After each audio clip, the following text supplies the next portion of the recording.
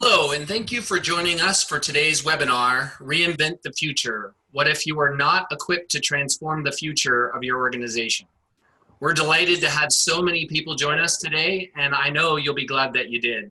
My name is Jesse Fry, and I head enterprise marketing here at Singularity University and have the distinct privilege of moderating today's webinar.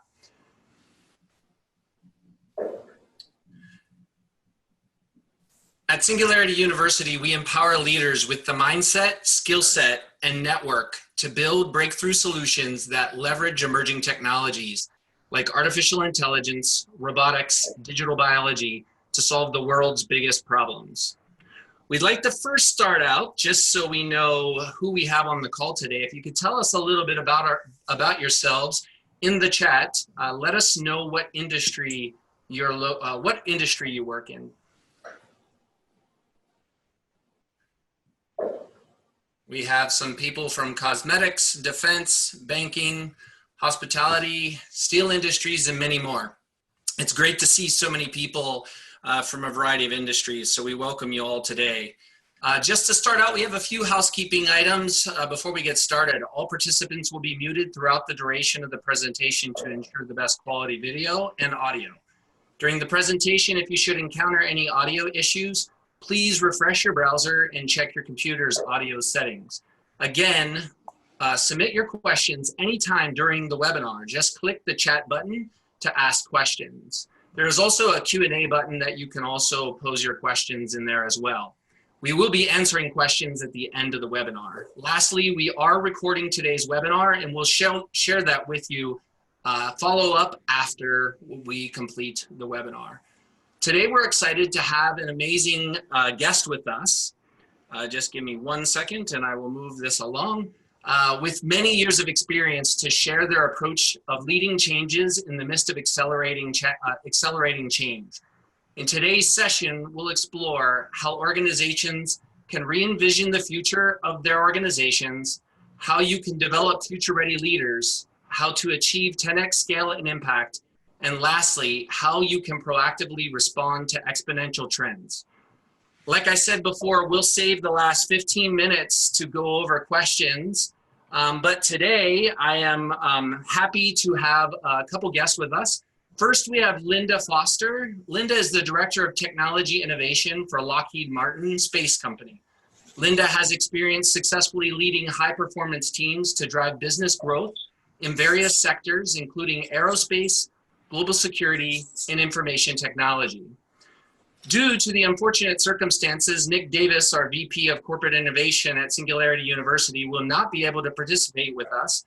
So I'm grateful to say that we have Mr. Paul Roberts, Director of Innovation Strategies and Design at Singularity University, to join us on our panel today. Paul has been with Singularity University for the last 3 years and facilitates our executive leadership programs across the globe and has deep interest in the implications of exponentially accelerating technology on the innovation challenges of large corporations. Thank you both for joining us today. Thank you for having us. So to get started, I'd like to first pose a question to each of you. So Linda, when you think about the future of your organization or organizations in general, what do you think will be different in the future versus now? Well, I think further down the road in the global security market, everything will be different. Everything from our customers and the way that they procure our systems and solutions to the people. We are seeing a huge flux of senior folks retire. And within 5 to 10 years, our entire workforce will be run by the younger generation. As far as our products goes, I think that emerging technology will advance those capabilities in ways that we can't even imagine. And then also from landscape, there's some uncertainty there because in our industry, it is so driven by the policies and the government budgets that we have to respond to that. So I see the entire ecosystem in which we operate and do business, as well as our customer, will be changing significantly. And therefore, it's important that we continuously look down the road and try to envision what our future will be like so that we'll be ready for it. Great. That's great feedback. So Paul, I have a question for you before we get into the presentation. You see and work with a lot of SU clients. Can you talk about some of the common themes you see in organizations facing and when it comes to planning for their future? Yeah, we've seen sort of shifts, you know, over the last 3 years that we've been doing this, that I specifically have been doing this. We've seen a real shift from 3 years ago. You would go into almost every organization and you would see this, oh my goodness, what is this? What is this future that you're telling me about? Is this true? We're starting to now move much more into a broader awareness of the fact that all these technologies are not only real, but they're real and they're here, and that they're going to come more and more. So now we're moving into this space of, okay, I think I'm starting to get a sense of what this is, but what do I do about it and how do I do it? That's a space that we're starting to see. Another theme that comes up time and time again is, and we hear a version of it, and it goes something like this. We're a 100-plus-year-old organization, and how do you turn a tanker, right? That once they've sort of seen the future. We do offer them a reframe of that, is that as a 100-year-old organization, you've got a lot of assets, and we're seeing organizations start to see that. So another shift that we're seeing is that they can see themselves not as a tanker, but as a flotilla, and they can move in that direction. The other shift that we're just more starting to see this year is that the incumbents who were sort of running scared that the fintechs and the prop techs and the put your industry and then the word tech after it, we're going to come and eat their lunch. We are now starting to see a little more confidence within the incumbent organizations that have had exposure to these exponential technologies about the fact that they actually do have a strength that they can bring to the market. The challenge that sits out there is not only seeing the future, but it's also saying, how do I change my culture and how do I deal with this agility in an organization that is structured into silos designed specifically to get organizational efficiencies? Those are the key things that we're starting to see. Great, sounds good. Well, I'll let you at this point take over, Paul, in presenting, and I will be posing questions throughout as to the panel. Sure, absolutely. I think you're advancing for us, right, Jesse? Yes, correct. Yeah. So this is the classic slide that we share with everybody, and this sort of gives you a sense of what is driving the change. This is called the law of accelerating returns. Ray Kurzweil, who's one of the founders of Singularity University, he designed this graph, and what he did was he got a sense that there was change happening, and he wanted to quantify it. So he went back all the way to the census, U.S. Census of 1890. When electromechanical computing was being used. And he went all the way through the relay switches, which is, if you know, the Enigma machine and Alan Turing's machine, and that's the relays, through vacuum tubes, through transistors, to today's integrated circuits. And he mapped it out. This is a logarithmic scale. He mapped it out on the basis of how much computing power can you get for $1,000. That's essentially what this represents. And as you can see, that curve has continued, and it's actually got a bend to it. So it's accelerating at an accelerating rate. And that has continued through wars, and some say maybe because of wars, through the Depression, through the First World War, the Second World War. And it keeps going up and up and up. And that last band that you see, the last band on the right, that is integrated circuits. That's where Moore's law sits. And you know, Moore's law is essentially what Gordon Moore said in 1965, saying that the number of circuits on an integrated board doubles roughly every 18 months to 2 years. He said that in 65. Referring back to 58. He said it would last for another 5 years. Then he said it would last for another 10 years. And it's been going on and on for the last 50 years. You will hear, and there's a legitimacy to it, that Moore's law is slowing down because of the actual physical constraints. But what Ray's law of accelerating returns is saying is each of those paradigms that came before, they also slowed down. So you can imagine it as a series of S curves, right? And so this Moore's law is just the fifth of these paradigms, and there's a sixth one out there. So you can reasonably expect that this curve will continue to accelerate at an accelerating rate. We're starting to see the beginning of that. We're starting to see that with investments in quantum computing. We're starting to see that investments in chip architecture, specific chip designs like neuromorphic computers. We're starting to, like GPUs, you're starting to see neuromorphic computing. So that's going to go up and up and up. And that's at the heart of what is driving this forward. That is the thing that you've been feeling, especially over the last few years, because of that uptick since 2008 and that huge computing power that you now have essentially in your pocket. You have 120 million times the computing power in your pocket that it took NASA to land a man on the moon, if you believe that they landed a man on the moon, which I do, right?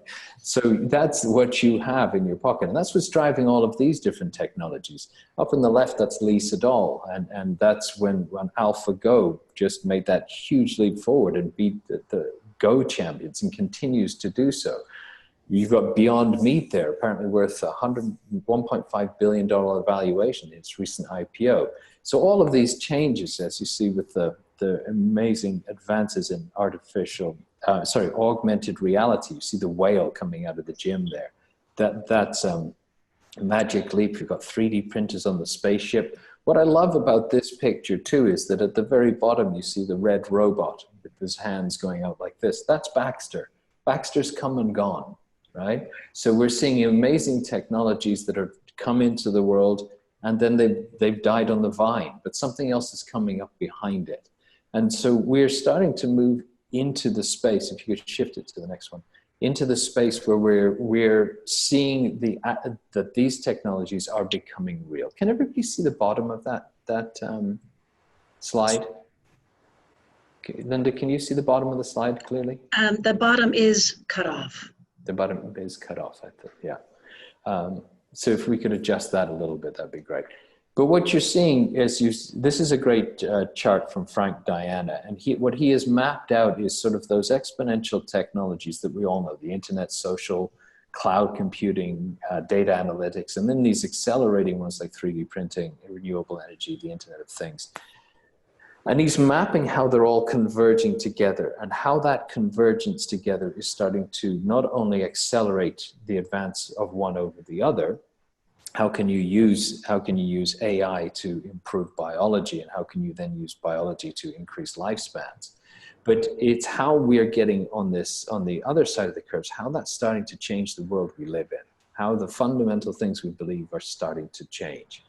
If you flip to the next slide, this is one of the fascinating things. So you're in the middle of this cone, okay? And the cone, and the part that is the flat one that is all labeled, that is the world that we're starting to believe is coming to fruition. But we're human beings, and as human beings, we tend to think linearly, and we also tend to think tangentially. So when things speed up, we go, okay, I get it, things are speeding up. And then you say to yourself, okay, I get the speed, we're now going at this speed. The problem is that things are accelerating. So if we shoot off on a tangent, we're still missing the acceleration. And the curve that is to the left is that what is going to happen if, which is more than likely, these changes are going to happen sooner than we think. So whatever you think is probably 15 years on the horizon, that could be here in 7 years. And how disruptive will that be? Not only from a business sense, but from a social sense and an economic sense. So this to us at Singularity University, and based off Ray's teaching, also tells us that we have to learn to be exponential thinkers, and we have to get as far ahead of that curve as we can so that we can see the different things that are coming and that we can start to build the futures that we want to live into, not just the ones that happen to come. Cody, could you shift to the next one? So this is what we're talking about when we were talking about disruptive stress. As you can see, that blue line is the tangent of that curved line. And that blue line is incremental thinking, linear thinking. And that's the way we're all wired. Okay, so we're all wired to, unless we deliberately think otherwise, think linearly. But if we can start to think exponentially, we can start to see the bend in the curve. And that is a huge opportunity for us, because if the rest of the world is thinking linearly, they're not seeing how fast everything is coming, and they're potentially not even seeing what is coming. So if you can think exponentially, look within that curve and say, this is what the future is going to be 5, 10 years from now, or even 25 years from now, you're going to see the opportunity and the threat. You're going to see it ahead of everybody else, and you'll be able to move at the speed that is needed to meet that future and create the one you want to. Great, thank you, Paul. Linda, I have a question for you. With the speed of change and technologies taking place in the marketplace, how does a leader or you stay current on the latest trends? So that's extremely challenging, especially for the business leaders, because we're obviously busy running the business. What I have found that the best way to really keep ahead of that curve and try and look down the road is, you know, your own reading that you do. There's some great books out there, but for me, it's really been my network. And there are many forums, not only just focused on that specific industry that you work in, like finance or defense or IT, but you can glean a lot of insight from your peers in other industries. I have found that as I'm out and about, and I participate in quite a few forums, and I've attended the Singularity University, some of their courses as well. And as you start to talk to these people who are at the running the business and trying to grow it and see what's next in technology or in their industry, you find that we all have very similar problems. But their insights are just incredible, because they see your industry in a totally different perspective. And it's those diverse perspectives and the information that they have built their knowledge base that really can give you new perspectives on your own business. So I would say your individual reading, training classes, participate in forums, embrace the diversity of different industries, and really continue to grow and expand your network. And not just at your own level, but at all levels. I like to reach out to the junior folks in our company, as well as, you know, I'm a mother. I have young professionals who are my children, and just talking to them and listening to what's coming down the pike. So not only on your own, but really try and look everywhere. The other thing is you can always hire a McKinsey or another contractor to do your scanning, or Singularity University has even helped us with some of our tech scanning in the future. But, you know, it's usually those things that you least expect that really are the big changers. Great, thank you so much for that insight.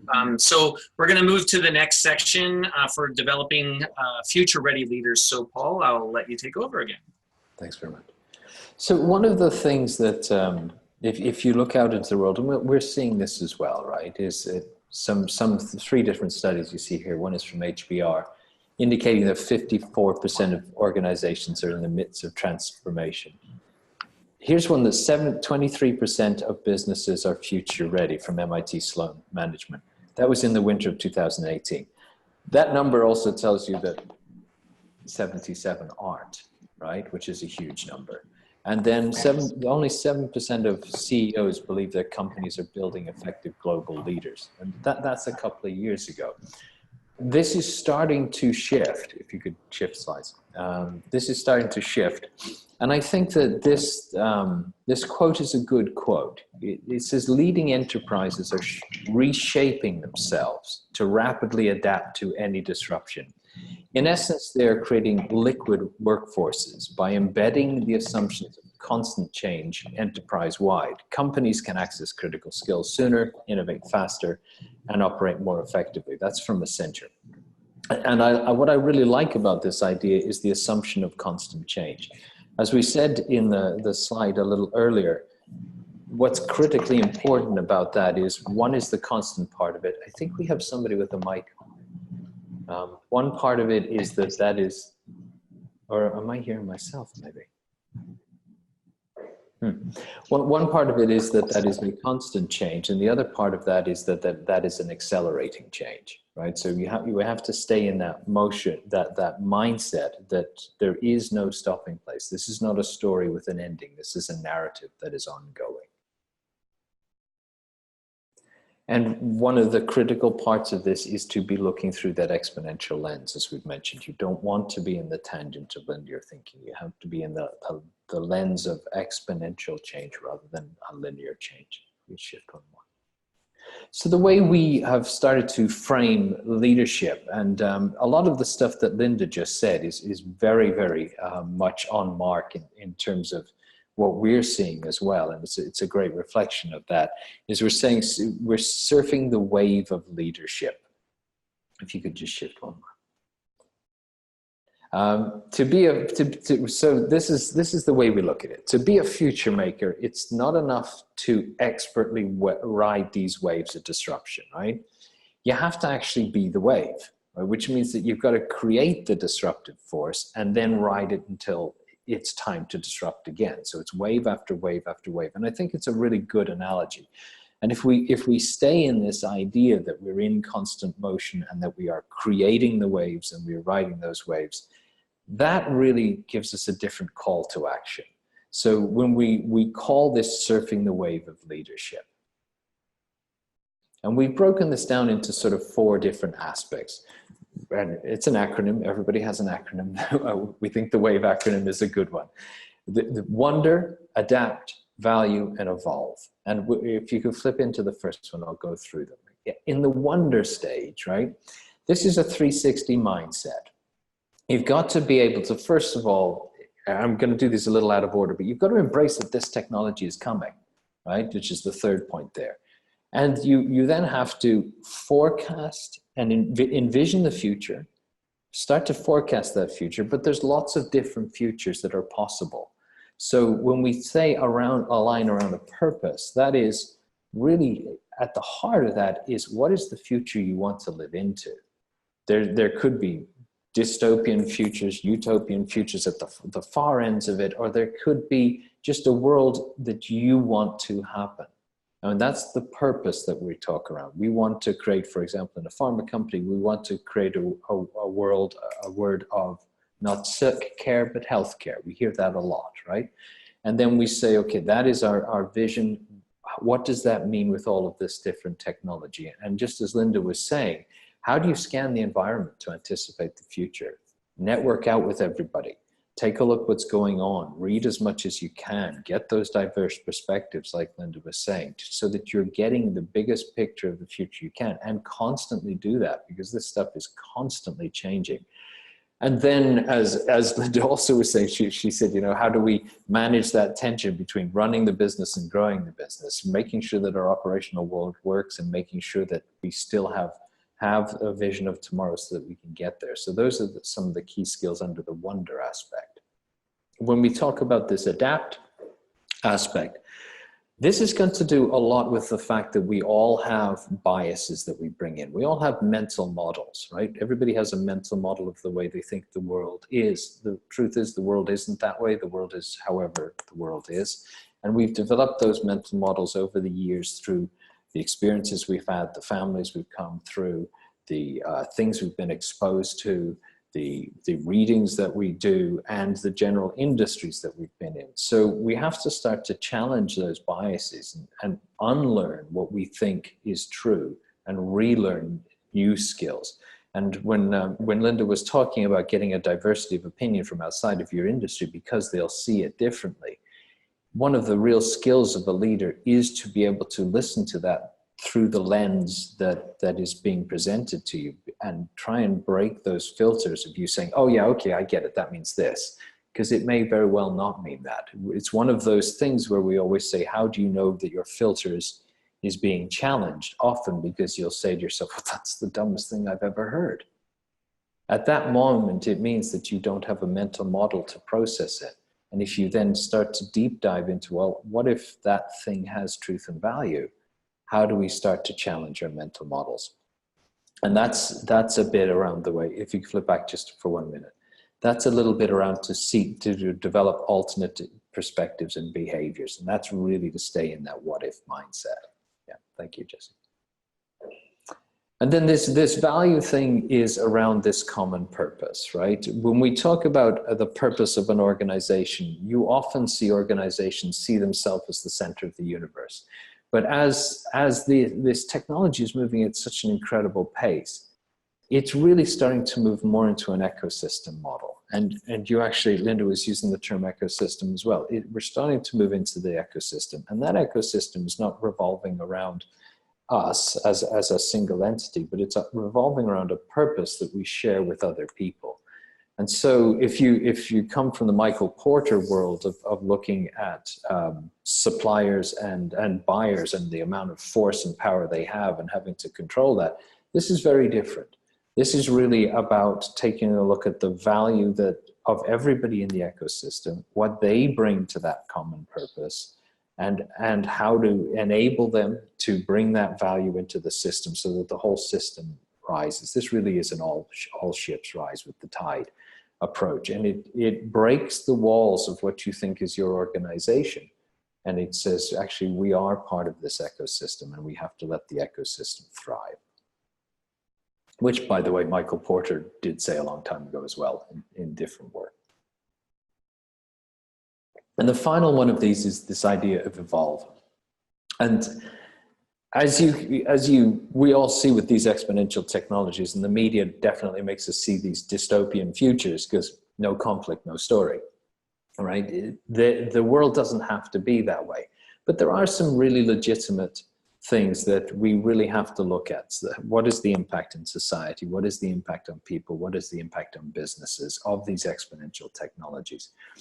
And we at Singularity University have a framing that we can create a world of abundance if we want to create a world of abundance. And we ask people to frame things through the lens of abundance, how exponential technologies can create positive impacts, how we can leverage them to create this positive world and stay in that mind frame. And that's what we mean by evolve. So that is the wave analogy that we use. You will be receiving all of these slides afterwards. So. Great, thank you. So I have a question for both of you. What role do you see for future leaders playing in the success of driving growth and innovation in organizations of tomorrow? So either one of you could take that question first. Linda, I'm a little hoarse, so if you'd like to go ahead. I'll give you a break, Paul. Yeah. So I see that the future leaders, as far as being innovative, like today, they have a vision, but as we move forward in this constant state of refresh and trying to keep up with the pace, that vision, they need to be more focused in how they realize that vision. And what I mean by that is, you want to put a man on the moon? Well, we actually already did put a man on the moon. I can say that here at Lockheed Space. But you have to be focused. And if that's your goal, you need to practice strong innovation methods in this experimentation and not take risks. And as a leader, not unlike today, you need to be able to provide those resources for your company, create a culture that will take risk to really actualize your vision, and also not be afraid to say, we need to revector because it's not working. And sometimes things will change and the leader needs to make those hard decisions to stop. So as a leader moving into the future, they have to be more aware of how the external environment is going to impact their business growth. And they need to be able to adjust.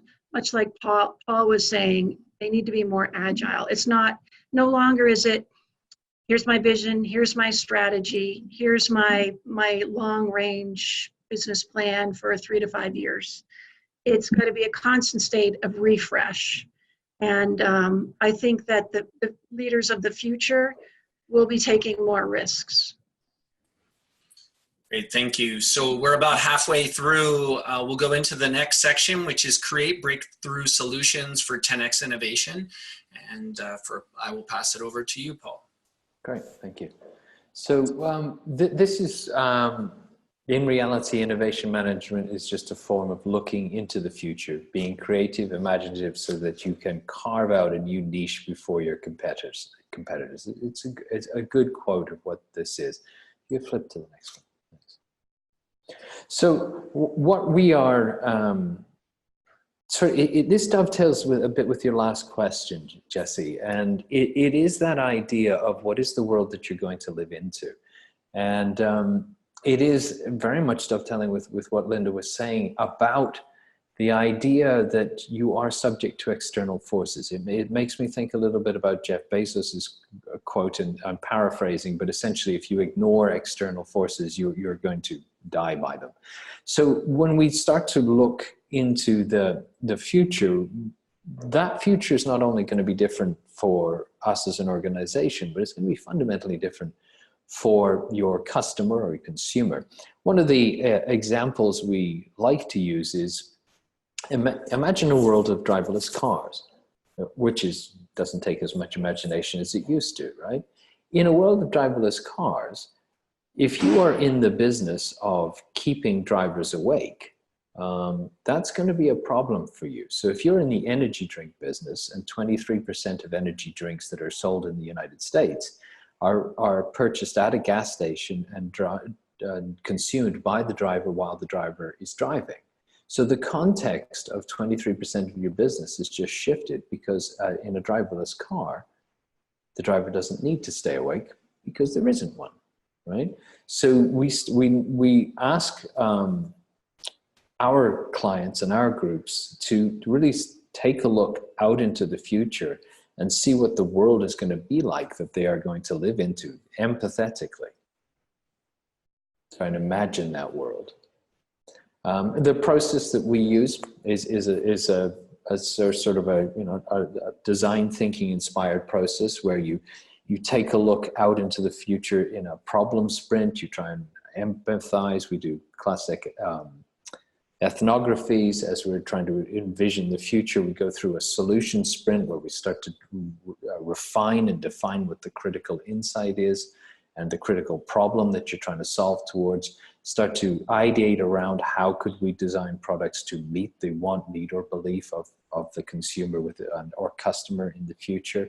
And then we go into a rapid prototyping so that we can learn quickly. We can fall without failing, and we can rapidly test a very rudimentary prototype and then start to move it closer and closer and closer into something that would be close to the market. And then we go into our final go-to-the-market sprint, where we're really looking at more of the quants and the business cases. This is how we help our clients look into the future. It's this 4-step process, very much summarized here. Let's go and do the research. We do tech scouts. Linda had mentioned that earlier. We sort of help them see what the future is going to be like for their industry. What are the key technologies that are going to be impacting their customers or the way they do business? Let's synthesize that down to some key insights. Let's build a forecast of a future cast, and then let's start to reframe the problem, start to ideate around this new insight we have, and then go through the loops of those build, measure, learn loops that you can see in the prototype phase, and then take it out to the big leap into the market. I like this slide because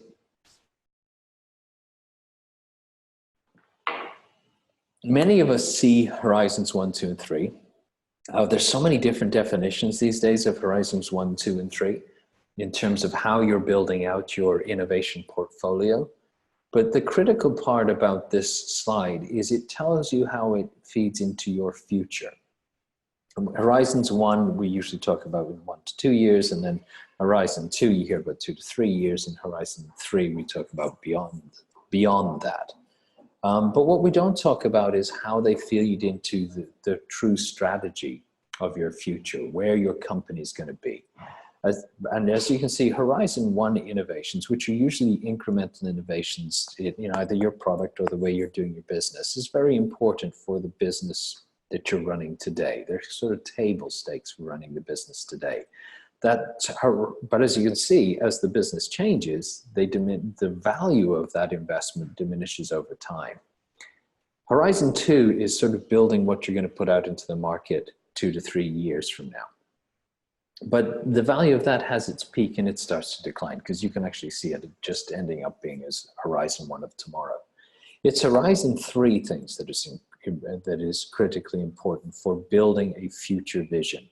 That strategy that we focus on, that strategy that is being driven by exponential technological change, it starts today, right? So your Horizon 3 investments are the pockets of the future, as it says here, that you're investing in today, these base layers that you're laying down today that are working towards your vision of the future.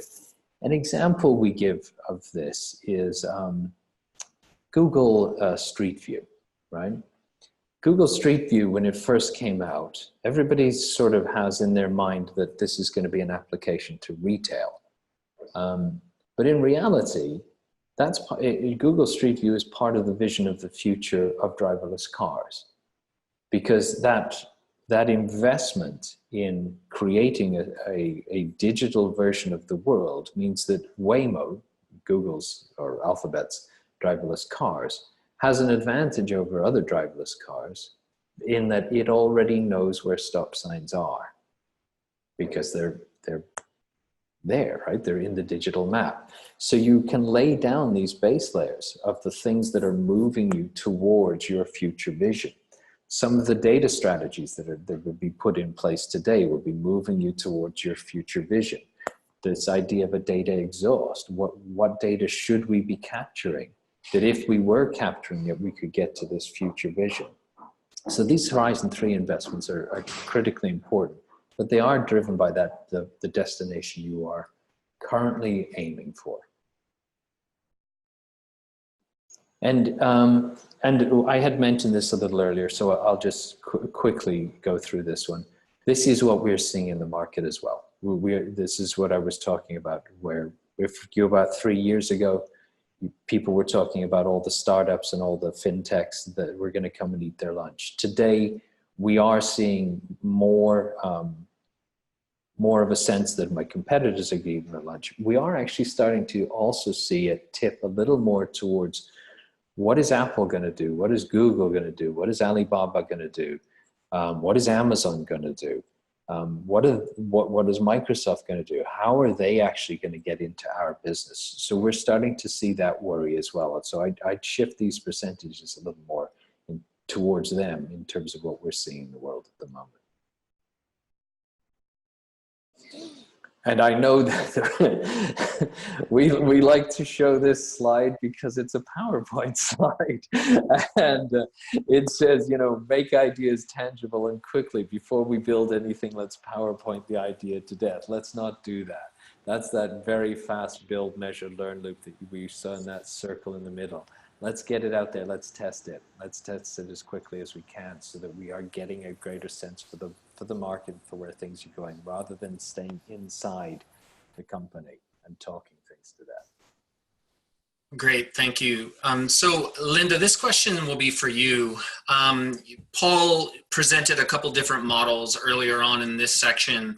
When you think about the different innovation processes companies have, what do you think are a few of the most critical areas, one where a company should focus or focus to not just do, or to get the company innovative, but to keep them there?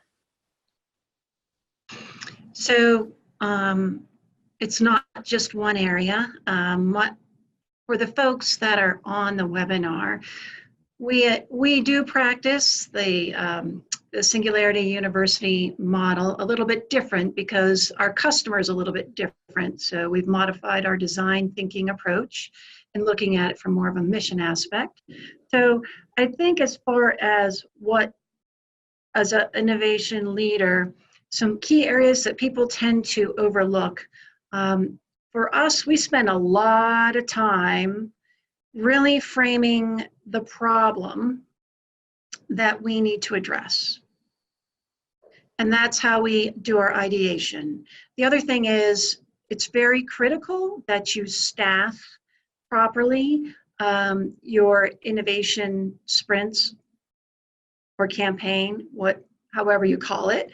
And that is because you need for us, we always pick an executive champion to help us with the transition of that great idea through the incubation stage and the prototyping stage, because we know in our business, you've got to have somebody there to take that great idea and generate value, take it to market and generate value, and that's what makes an innovation. So it is a problem, staffing, and also I just want to point out that your staff might be adjusted based on skill sets as to where you are in the cycle, because people who come up with the great ideas might not be the right person to really do the investigation and incubation around that. They just might be an idea person. The person who actually brings that prototype to life might not be the right person to transition it to market. So make sure that your staff is properly aligned to where you are in the phases. Then once you have set up a very successful process, you have to make sure you can sustain it. And be careful that your operational engine does not impact your innovation engine. Because for a business that has been in operation for a while, and you do want to continue to grow, and therefore you set up an innovation campaign or activities, you don't want to impact your operational engine such that it impacts your bottom line growth. So there has to be a healthy division between the operations and the innovation.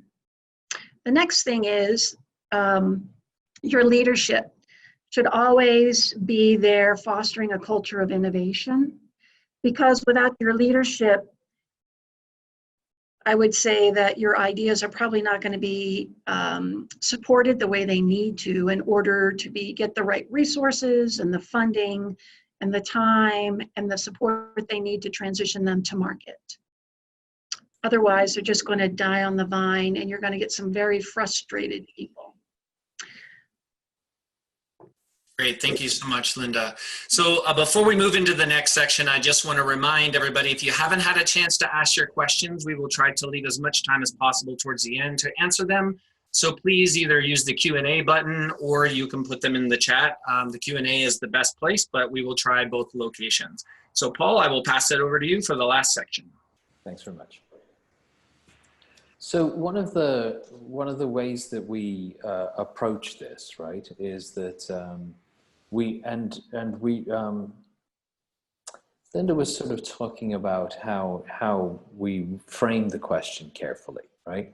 And we start this with a future vision, right? Reframing your thinking with an in-depth overview of the technologies and trends. We create an opportunity map for 20 years because there's a bunch of different alternatives, including some of the ones that we don't want to go into, right? In terms of where do we not want to play, what's an outcome we don't want. And then we start to develop, once we've looked at that map, really a future narrative, a compelling storyboard. Because socializing that map within the organization and getting everybody aligned in the same direction is critically important. And we do this in different ways, because remember, we are working in a space where it's out in the exponential future, and there's often what we call a vision gap. We've got a sense of where we're going, but we can't truly see it. And when you're trying to get an organization to all move in the same direction, closing that vision gap is really, really important. And that comes through a compelling future narrative and bringing that to life as much as you can. Go ahead, Jesse. Thank you. Because it's important, right? This is just an example of retail, right? But if you look at the changes that are happening out in the market, they're fundamental. If you go back 15 years, JCPenney, Sears, Nordstrom's, Kohl's, Macy's, Best Buy, Target, These are all the ways that people purchase things, Walmart as well.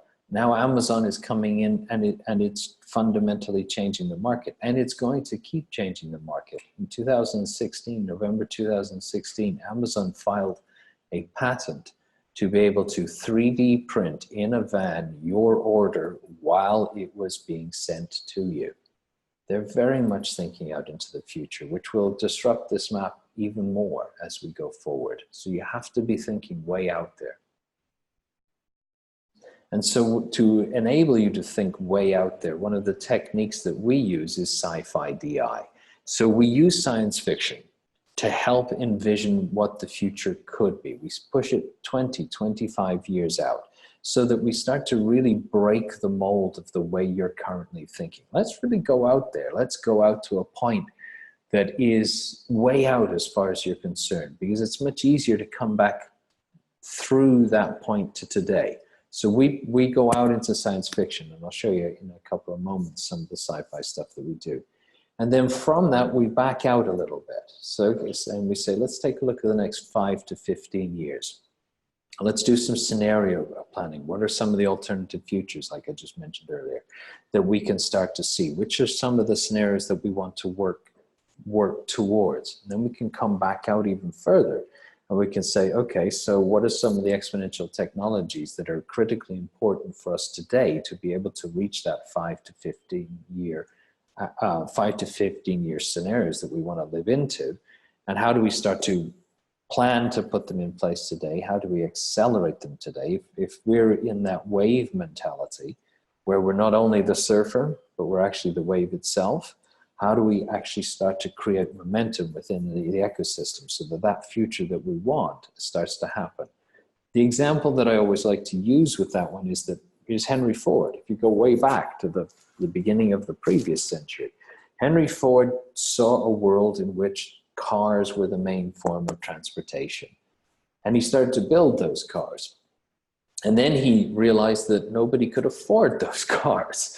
So in order to create the wave, that it became the everyman's way of transporting, he started to pay his employees the wages that were necessary to be able to buy one of his cars.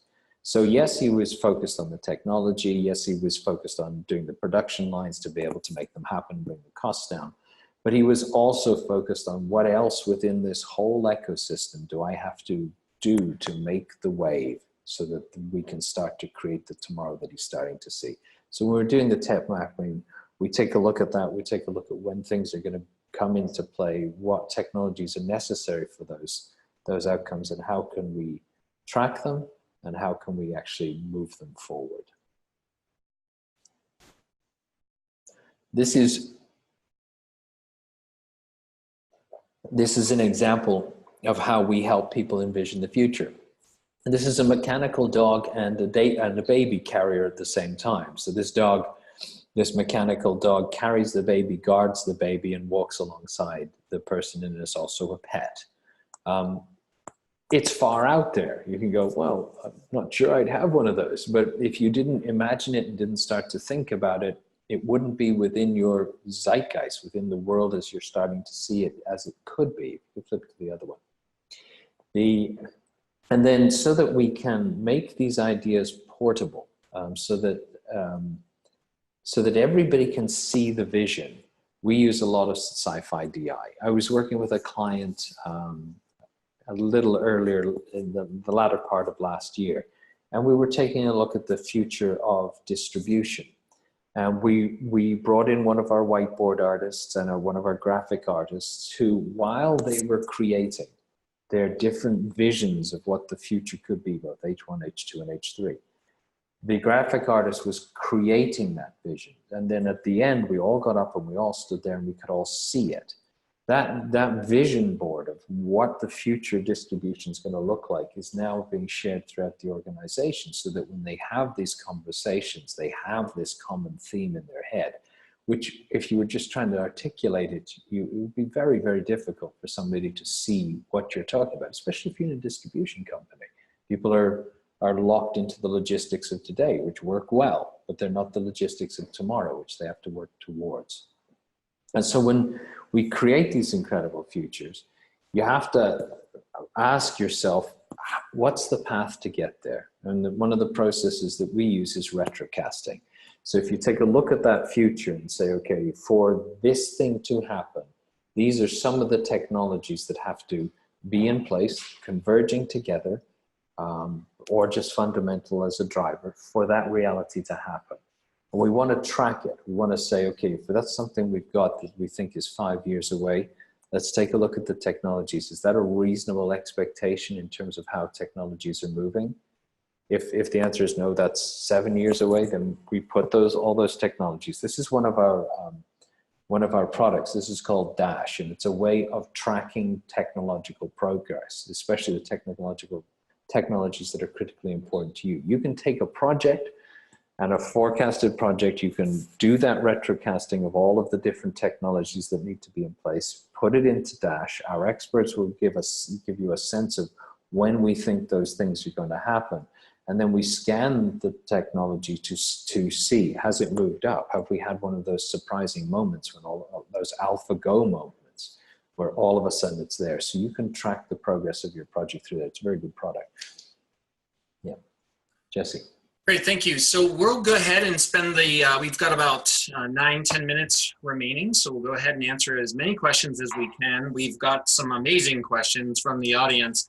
And if we don't get to your question, we'll try to do the best that we can to answer those and provide them out to the audience after the event. It may take us a few days to do that. But the first question I have is, can you provide a practical example of liquid workforce as provided on the Accenture view?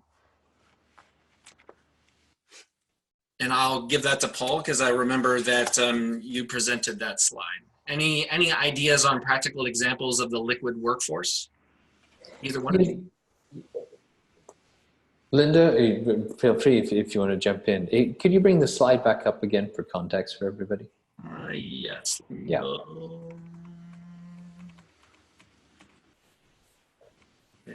There, I think, actually, was that it here? No, it's further back. Right here. There you go. Yep. Okay. Some of the things that are part of this liquid workforce, an example of a liquid workforce that I've seen is some of the work that Hire is doing, right? The Hire who bought GE appliances, and how they are establishing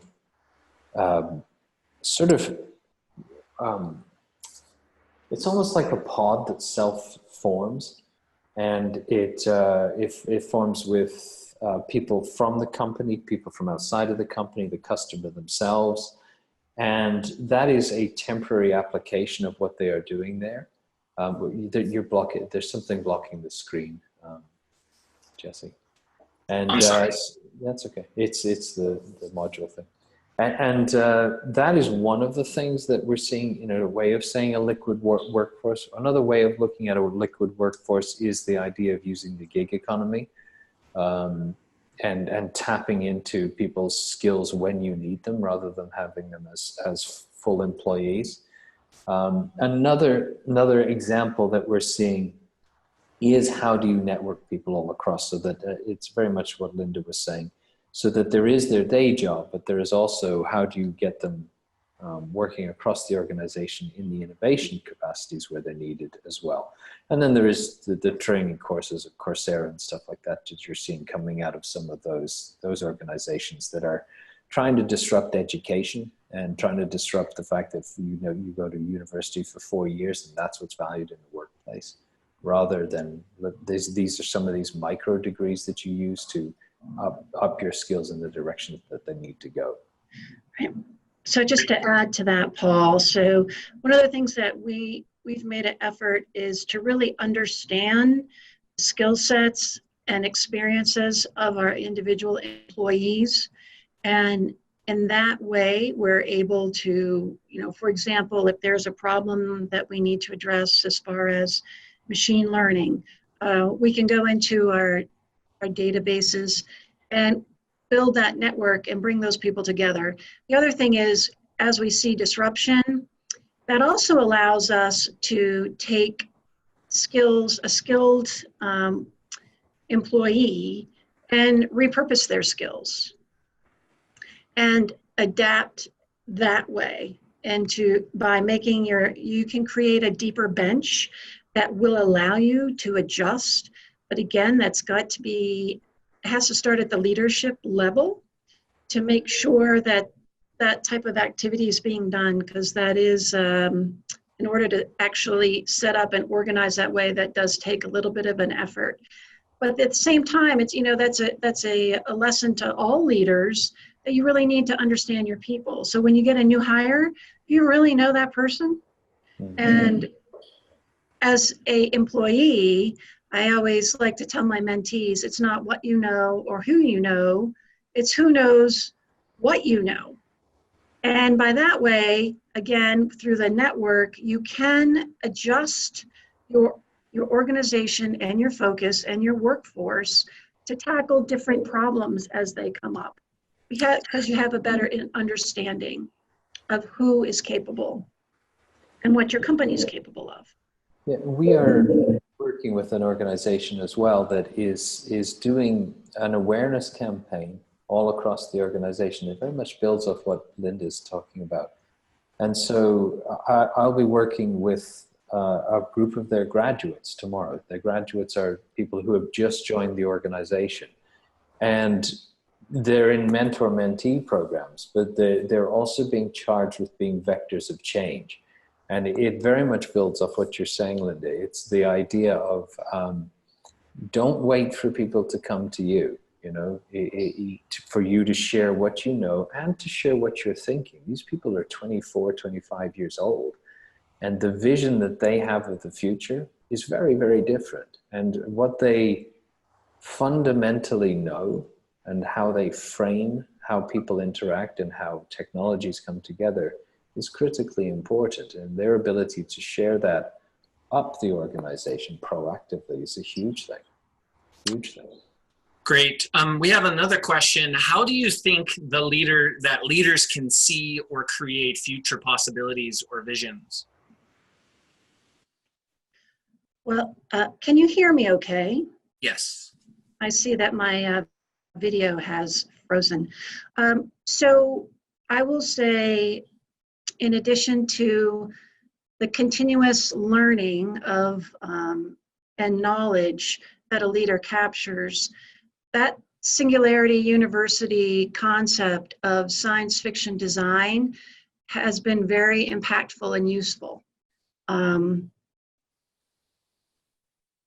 And it's a very effective way to communicate and show your staff and your company, clearly communicate what it is you are looking to accomplish. The other thing is pushing them and building this relationship of trust that will allow your employees to feel free to come forth with their ideas and not feel that they're being judged if they come forward with like this crazy idea. It's usually that crackpot idea that really becomes the biggest innovation. What about you, Paul? Well, I completely agree with you. I definitely agree with you on the sci-fi DI aspect. I mean, because we've seen it. We've seen people start to break the way they think about the world and start to vision a new world, which is critically important, and communicate it through. One of the things that you mentioned about the crackpot ideas, I've been in the innovation business for a long time, and the importance of a leader in the way that they receive an idea changes the whole tenor of the room, right? If as a leader you give any signals at all that you're not open to crackpot ideas, you won't get any, because the truth is that maybe the first idea is a bit wacky, and the second idea is, but the third idea might be that idea that is landing in the place that there is a gem lying in it. But if you reject the first idea and you reject the second idea, you're not going to get the third idea. And the nuances that we have seen in rooms and the nuances we've seen with leaders can be phenomenal. I was in a session a couple of years ago where an idea was presented to a leader, and the leader's response was just this. And that mere physical act of turning away shut the room down. And it took a long time to bring the room back up again. So as a leader of innovation, this is, I mean, we get teased about this often, but it's a very intentional thing. Every idea is awesome. Oh, that's an awesome idea. That's a fantastic idea. Tell me more about that. Tell me more about that. That'll enable these ideas to come forward. And then if you can frame them in a sci-fi DI way and then give it that ability to share it. But you're absolutely right, Linda. The ability to receive the idea is the starting point. Well, great. Thank you so much. So unfortunately, we are at the bottom of the hour at 3:31. So we've run out of time. We really do appreciate everybody attending today. Before we go, you can check your email for a link from today's presentation. We will be sending the recording to you all, so you have this for future use. And please share it as necessary. If you have any other questions around Singularity University or interested in learning more about how to help leaders of startups and large organizations build exponential organizations and become exponential leaders, you can send an email to sr@su.org. And one of our team members will reach out to you and answer your questions. So again, thank you for joining us and have a great rest of your day.